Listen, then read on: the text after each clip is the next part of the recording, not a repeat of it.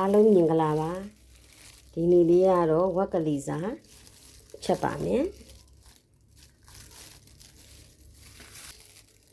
စားတစ်ဖက်စုံတဝက်စနွေးတစ်ဖက်စုံတဝက်တာမုတ်တစ်ဖက်စုံတစုံမဆလာလေးအနည်းငယ်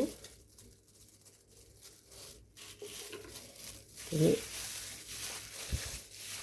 သူ့နိုင်ခွက်လောက်ခဏနှက်ထားလိုက်ဝက်ကလေးစားလေးချက်ဖို့ကျက်သွန်အနီအမွှာ3မွှာကျက်သွန်အဖြူ3မွှာအနီ3လုံးတချင်းလက်တစ်စစ်ကြော်လောက်ထောင်းပါမယ်ကဲဝက်ကလေးစားစချက်ပါမယ်စီထည့်မယ်တစ်စုံနှစ်စုံသုံးစုံလေးစုံ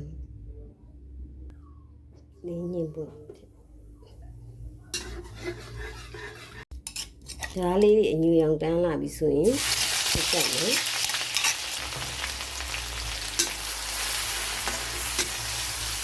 ရောင်လေးမုတ်ဟင်းစားခင်းထက်ဆိုတဝက်ထည့်မယ်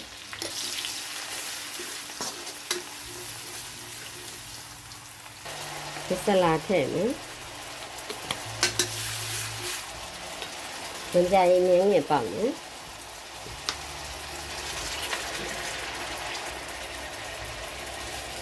ကလေးစားထည့်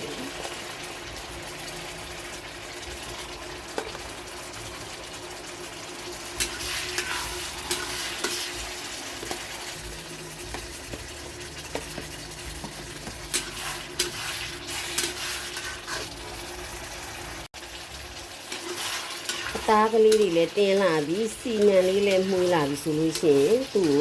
ကိုရေအမြုပ်ကျမထည့်မယ်မိနစ်20စိတ်လောက်